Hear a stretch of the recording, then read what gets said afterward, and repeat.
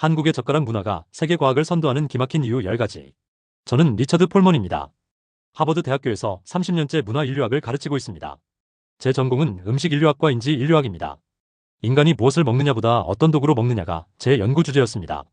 젓가락, 포크, 숟가락, 손으로 먹는 문화까지 모두 제 연구 영역이었죠. 지난 30년간 저는 유럽과 중동 동아시아를 오가며 현장 조사를 진행해 왔습니다. 중국과 일본의 식문화는 이미 여러 편의 논문으로 정리했습니다. 그들은 예측 가능한 문화권이었거든요. 그런데 한국은 달랐습니다.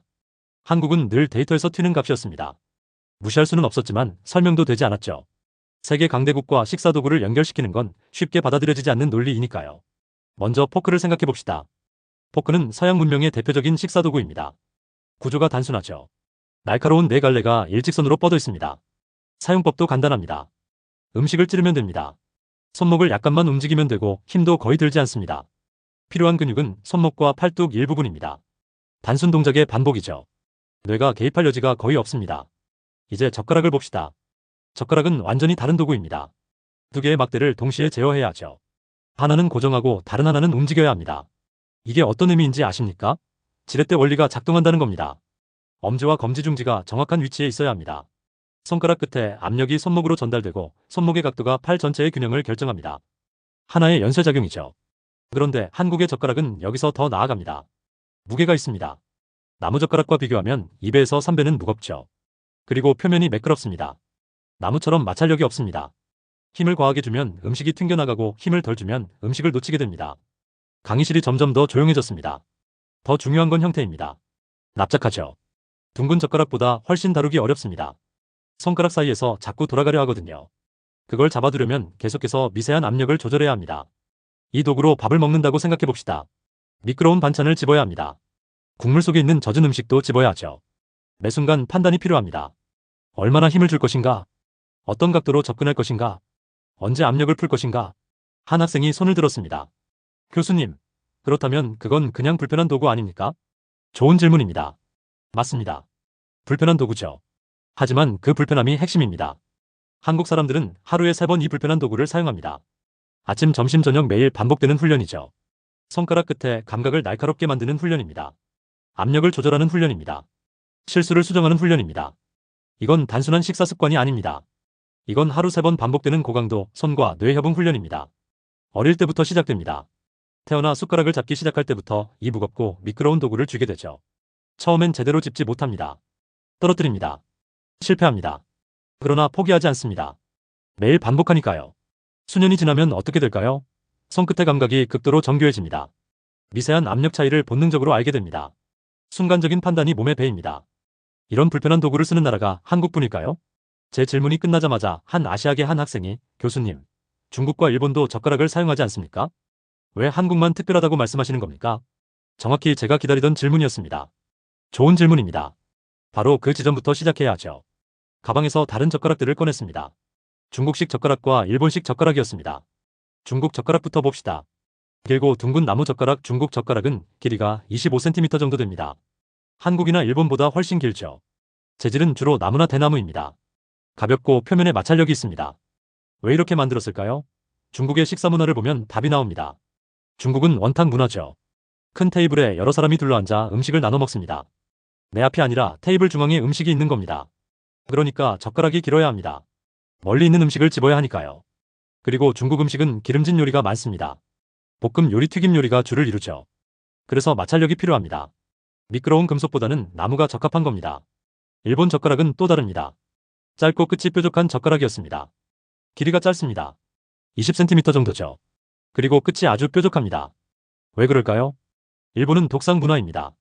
각자 자기 앞에 놓인 밥상에서 식사하죠. 멀리 있는 음식을 집을 필요가 없습니다. 그래서 짧아도 됩니다. 그리고 일본 음식의 특징은 생선입니다. 회, 구이, 조림할 것 없이 생선 요리가 많죠. 생선에는 가시가 있습니다. 그 가시를 발라내려면 끝이 뾰족해야 합니다. 정확하게 찔러서 분리해야 하니까요. 학생들이 진지하게 듣고 중국 젓가락도 일본 젓가락도 모두 이해가 됩니다. 환경의 도구를 만들었고 식문화가 형태를 결정했죠. 그런데 한국 젓가락은 다릅니다. 재질부터 다릅니다.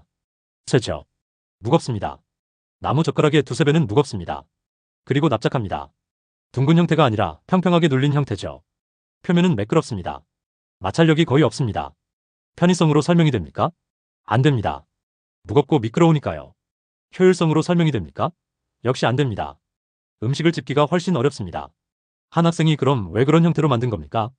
바로 그겁니다. 한국 젓가락은 편의성으로도 효율성으로도 식문화의 특성으로도 설명되지 않습니다. 한국 젓가락은 도구로서 보면 비효율적입니다. 오히려 불편하게 만들어진 것처럼 보이죠.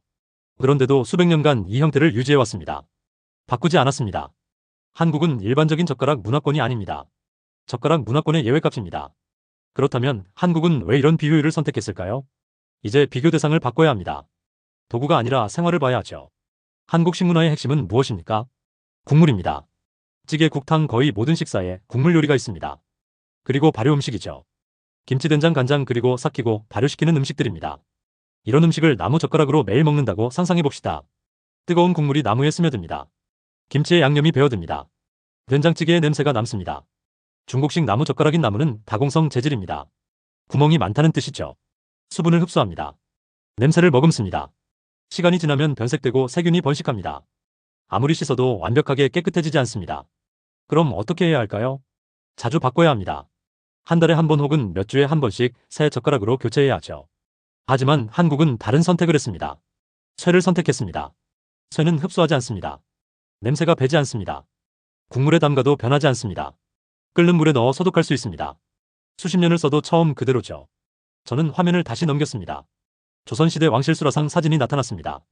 금속 식기 문화는 상류층과 왕실에서 시작되었습니다. 독을 감지하기 위해서였죠. 은 젓가락은 수저가 그래서 생긴 겁니다. 음식에 독이 있으면 은이 변색되니까요. 일반 백성들은 은을 쓸 수 없었습니다. 비쌌으니까요. 대신 무쇠와 노쇠를 썼습니다. 그렇게 금속 식기 문화가 전 계층으로 퍼져나갔습니다. 이유는 하나였습니다. 청결이었죠. 한국은 편리함이 아니라 위생을 선택했습니다. 가벼움이 아니라 청결을 선택한 겁니다. 그런데 여기서 또 하나의 의문이 생깁니다. 왜 납작할까요? 왜 둥근 형태가 아니라 평평하게 눌린 형태일까요? 한국의 전통 생활 방식을 봐야 합니다. 좌식 생활입니다. 바닥에 앉아서 밥을 먹었죠. 밥상은 낮은 소반이었고 부엌에서 밥상을 차려 방으로 나가야 했습니다. 문지방을 넘고 좁은 복도를 지나고 방문을 열고 들어가야 했습니다. 밥상을 들고 이동하는 겁니다. 흔들립니다. 그릇들이 덜컹거립니다. 만약 쇠젓가락이 둥글다면 어떻게 될까요? 둥근 쇠젓가락은 밥상 위에서 가만히 있지 않습니다. 조금만 기울어져도 굴러서 바닥에 떨어지죠. 그래서 납작하게 눌렀습니다. 평평한 면이 밥상에 닿도록 만든 겁니다. 이 작은 디테일 하나에도 생활이 담겨 있습니다. 밥상을 나르는 문화, 좁은 공간을 오가는 생활, 흔들림 속에서도 음식을 지키려는 태도 말입니다. 그러니까 한국의 쇠젓가락은 취향이 아닙니다. 생활의 결과입니다. 불편함을 감수한 선택의 흔적이죠. 그리고 이 불편함이 오늘날의 한국을 만들었습니다. 생활이 사람을 만들고 사람은 결국 산업을 만드니까요. 반도체, 조선, 방산, 자동차 모두 세계 최고 수준이죠. 그런데 이 산업들의 공통점이 무엇인지 생각해 본 적 있습니까? 기술입니까? 아닙니다. 기술은 배울 수 있습니다. 자본입니까? 그것도 아닙니다.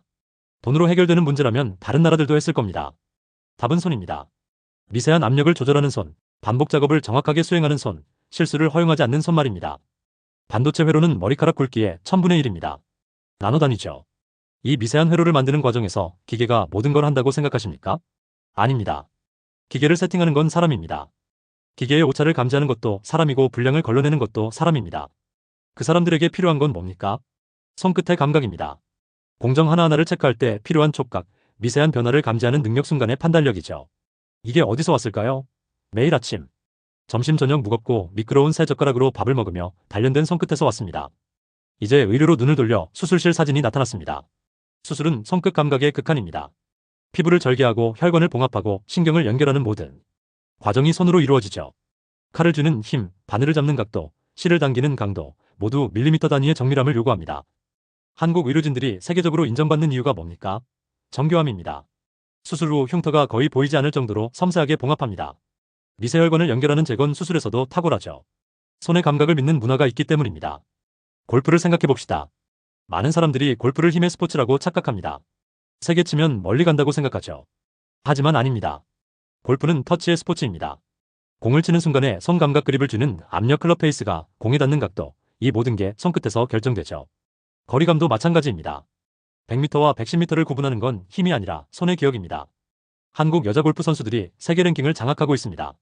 남자 선수들도 마찬가지죠. 이게 우연일까요? 타고난 재능일까요? 손 감각의 누적 결과입니다. 어릴 때부터 쇠 젓가락으로 밥알 하나하나를 집으며 길러진 미세 조절 능력, 미끄러운 반찬을 떨어뜨리지 않으려 조심하며 체득한 압력, 감각, 매 끼니마다 반복되며 몸에 배인 정밀함. 이 모든 게 골프채를 잡는 손으로 이어진 겁니다. 정리하겠습니다. 쇠젓가락으로 단련된 손끝은 멈추지 않았습니다. 공장에서 기계를 다루는 손이 되었고, 수술실에서 사람의 몸을 다루는 손이 되었고, 골프장에서 공을 다루는 손이 되었습니다. 밥상에서 시작된 훈련이 국가의 경쟁력이 된 겁니다. 그렇다면 이렇게 만들어진 능력을 세계는 과연 가만히 두었을까요? 이제 분석이 아니라 관찰을 이야기할 차례였습니다. 제가 지난 몇 년간 본 광경이 있습니다. 화면에 한 영상이 재생되었습니다. 외국인들이 한국 식당에서 쇠젓가락으로 음식을 집으려 시도하는 모습이죠. 영상 속 사람들은 젓가락을 쥐고 있었지만 손놀림이 어색했습니다. 음식을 집으려 하면 미끄러져 떨어졌고 다시 시도하면 또 놓쳤습니다. 몇 번 반복하다 결국 웃으며 포크를 찾았습니다. 재미있어 보입니까? 그럴 수도 있습니다. 하지만 저는 여기서 중요한 질문을 발견했습니다. 왜 이렇게 간단한 도구를 다루지 못하는 겁니까? 막대기 2개입니다. 복잡한 기계도 아니고 정교한 장비도 아닙니다. 그런데 왜 실패할까요? 연습이 부족해서 아닙니까? 맞습니다. 하지만 단순히 연습의 문제가 아닙니다. 도구의 문제가 아니라 시간의 문제입니다. 하루 이틀 연습한다고 해결될 일이 아니란 뜻이죠. 일주일을 연습해도 한 달을 연습해도 한국 사람들만큼 자연스럽게 다루기는 어렵습니다. 왜 그럴까요? 한국 사람들은 배우지 않았기 때문입니다. 학생들이 의아한 표정을 지었습니다. 한국 사람들은 쇠젓가락 사용법을 배운 게 아닙니다. 자라면서 몸에 밴 겁니다. 서너 살 때부터 매일 3번씩 수년간 반복하며 체득한 겁니다. 의식하지 않아도 손이 움직이는 수준까지 온 거죠. 문화는 따라할 수 있다. KPO 듣고 드라마를 보고 한글을 배울 수 있죠. 하지만 생활은 흉내낼 수 없습니다. 생활은 시간 속에서 천천히 몸에 새겨지는 것이니까요. 한국의 쇠젓가락 문화는 부모에서 아이로 전해집니다. 말로 가르치는 게 아닙니다. 매일 밥상 앞에 앉히고 손에 쥐어주고 반복하게 만들 뿐이죠. 그렇게 세대를 거쳐 이어져 온 겁니다. 저는 마지막 문장을 또박또박 말했습니다. 세계는 한국의 기술을 배우려 합니다. 반도체 공정을, 조선 기술을, 의료 기술을 배우려 하죠. 하지만 그 기술을 만든 생활까지는 가져가지 못합니다. 저는 잠시 숨을 고르고 묻습니다. 그렇다면 이 모든 시작은 어디였을까요? 답은 다시 밥상입니다. 강의가 끝났습니다. 저는 눈을 감고 한국의 어느 저녁 풍경을 떠올렸습니다. 오래된 기억 속 장면이었죠. 텔레비전 소리가 희미하게 들리는 거실, 낮은 밥상 위에 하나씩 올라오는 반찬들. 그리고 아이 앞에 놓인 쇠젓가락 한 쌍 밥상머리였습니다. 한국의 부모들은 아이에게 젓가락을 가르치며 다른 것도 함께 가르쳤습니다. 기다림을 가르쳤습니다. 어른이 먼저 수저를 드시기 전엔 먹지 않는 것, 그게 순서라고 했죠. 절제를 가르쳤습니다. 많이 집지 말고 적당히 먹으라고 했습니다. 배려를 가르쳤습니다. 좋은 반찬은 남을 먼저 생각하라고 했죠. 그리고 무엇보다 버티는 법을 가르쳤습니다. 새 젓가락은 아이 손에 잘 맞지 않았습니다. 무거웠고 미끄러웠습니다. 밥알을 집으려 하면 자꾸 떨어졌고 반찬을 집으려 하면 손가락이 아팠습니다. 울고 싶었을 겁니다. 포기하고 싶었을 거예요. 하지만 부모들은 포기하게 두지 않았습니다. 매일 밥상 앞에 앉혔고 다시 쥐게 했고 계속 연습하게 만들었습니다. 말로 설명하지 않았습니다. 그냥 그렇게 해왔으니까, 그렇게 해야 하니까 반복하게 했을 뿐이죠. 하루 한 번이 아니었습니다. 하루 3번이었습니다. 1년, 2년, 5년, 10년 그렇게 시간이 쌓였습니다. 그 반복 속에서 아이의 손끝이 달라졌습니다. 뇌가 달라졌습니다. 인내심이 생겼고 집중력이 길러졌고 정밀함이 몸에 배었습니다. 밥상에서 시작된 태도가 학교에서 집중력이 되었고 공장에서 정밀함이 되었고 산업에서 신뢰가 되었습니다. 저는 다시 쇠 젓가락을 집어들었습니다. 한국을 만든 것은 위대한 전략도 아니었고 기적 같은 정책도 아니었습니다. 한국을 만든 것은 매일 저녁 아이 앞에 놓인 30g의 쇠젓가락과 그것을 끝까지 가르친 어른들이었습니다.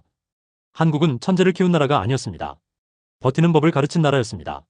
출처 리처드 폴먼. 하버드 문화인류학 교수의 강연.